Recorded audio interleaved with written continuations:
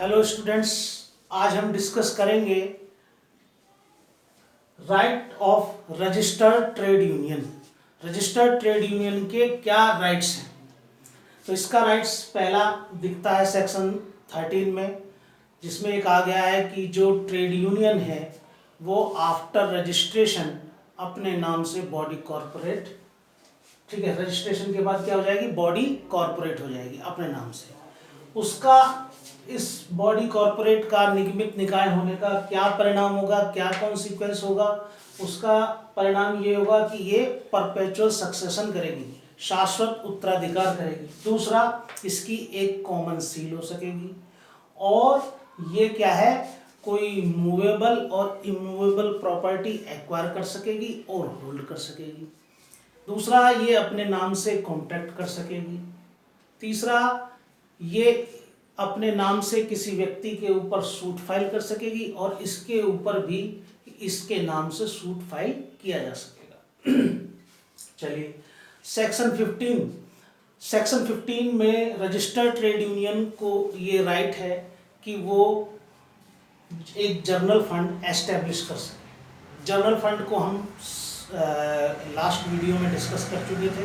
इसमें कुछ ऑब्जेक्ट्स दिए गए हैं, वैलिड ऑब्जेक्ट हैं, जिन पर रजिस्टर्ड ट्रेड यूनियन अपना फंड स्पेंड करेगी, ठीक है।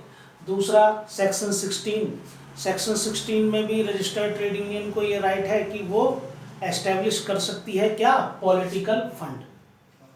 पॉलिटिकल फंड ये एस्टेब्लिश कर सकती है जनरल फंड से अलग, लेकिन इसमें ये बाध्यता रहेगी कि ये अपने मेंबर्स को उसमें चंदा देने के लिए बाउंड नहीं कर सकती है।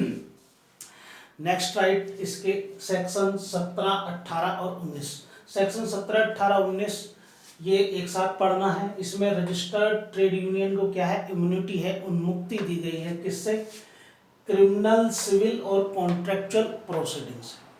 क्रिमिनल, सिविल और कॉन्ट्रेक्चुअल प्रोसीडिंग से इसको क्या है, इम्यूनिटी है। ये 17, 18, 19 अभी हम थोड़ी देर में डिस्कस करते हैं, लेकिन उससे पहले देखते थे सेक्शन 23 और 24।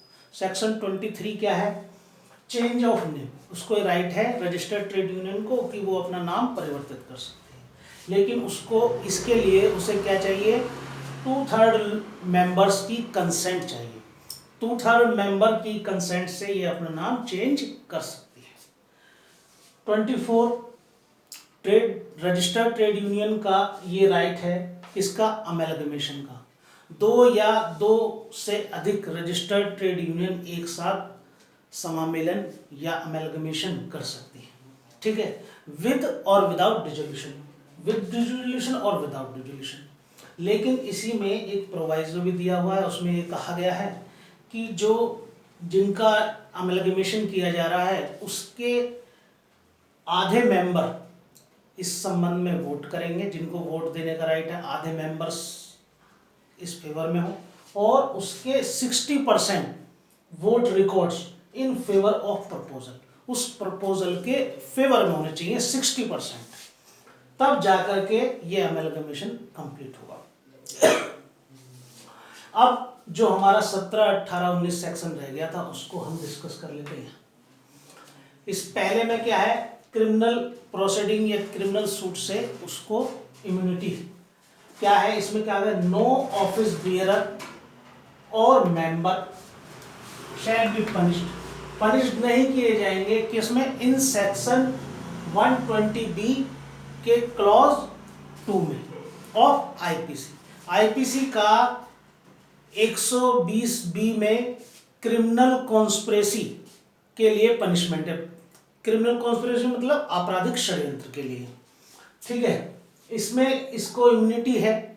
इसमें कहा गया है कोई एग्रीमेंट किया जाए, ठीक है, और वो एग्रीमेंट क्या है, सेक्शन 15 में जो स्पेसिफाइड ऑब्जेक्ट हैं उस ऑब्जेक्ट के फर्दरेंस के लिए ये एग्रीमेंट किया जाए, तो वो उसके लिए क्रिमिनल कॉन्स्पिरेसी में ट्रेड यूनियन के ऑफिस बियरर या मेंबर को पनिश नहीं किया जाएगा।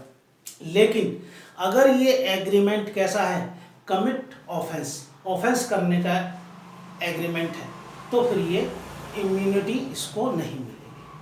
ठीक है, तब ये पनिश किया जा सकता है। नेक्स्ट सेक्शन 18, सेक्शन 18 में क्या है, suit not maintainable in any civil court, ठीक है, नॉट मेंटेनेबल है सिविल कोर्ट में against registered trade union, office bearer और member registered trade union, office bearer और मेंबर के खिलाफ कोई सिविल सूट मेंटेनेबल नहीं होगा अगर वो क्या है, टीडी ट्रेड डिस्प्यूट, वो एक कैसा है, ट्रेड डिस्प्यूट के फर्दरेंस में किया जाए।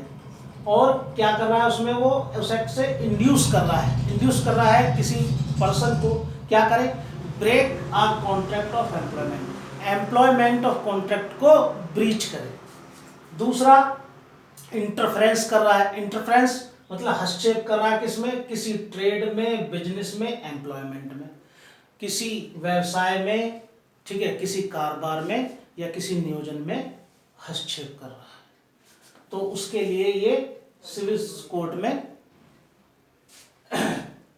इनके अगेंस्ट सूट फाइल नहीं किया जाएगा। दूसरा इसका 18 का क्लोज 2 क्या कहता है, registered trade union not liable to suit in any civil court, ठीक है, सिविल कोर्ट के में किसी सूट के लिए लायबल नहीं है। क्या है, जो टोर्शियस एक्ट डन किया जाए, फर्दरेंस ऑफ ट्रेड डिस्प्यूट के अग्रसरण में कोई अकृत्य कार्य किया जाए, टोर्शियस एक्ट किया जाए, किसके द्वारा, by an agent of trade union के एजेंट के द्वारा। इसी में एक प्रोवाइजो है जिसमें लिखा है, अगर ये प्रूव्ड हो जाता है कि उस पर्सन ने वो जो एक्ट किया है वो कैसे किया है, जो एग्जीक्यूटिव ऑफ ट्रेड यूनियन है, यानी कि ट्रेड यूनियन की जो कार्यपालिका है उसकी विदाउट नॉलेज, उसके बिना ज्ञान के, या उसकी जो इंस्ट्रक्शन है उनके कॉन्ट्रेरी, जो उसकी एक्सप्रेस इंस्ट्रक्शन थी उनके प्रतिकूल उसने ऐसा काम किया है, तो उसमें जो रजिस्टर्ड ट्रेड यूनियन है वो लायबल नहीं, ठीक है। लास्ट सेक्शन 19 क्या कहता है, इन इंडिया में क्या है, an agreement in restaurant of trade is void, यानी कि व्यापार के अवरोधक करार कैसे होते हैं, शून्य हैं। ये हमारा इंडियन कॉन्ट्रैक्ट एक्ट का सेक्शन 27 कहता है, लेकिन यहाँ पर क्या कहा गया है, such an agreement between trade union members, यदि ये ऐसा एग्रीमेंट ट्रेड यूनियन के मेंबर्स के बीच है तो is neither void nor voidable, ना तो वो वॉइड शून्य होगा ना शून्य करनी है। यहाँ ये बेनिफिट नोट, इसमें नोट है कि this right available only registered trade union, कि ये राइट केवल रजिस्टर्ड ट्रेड यूनियन को ही। Thank you student.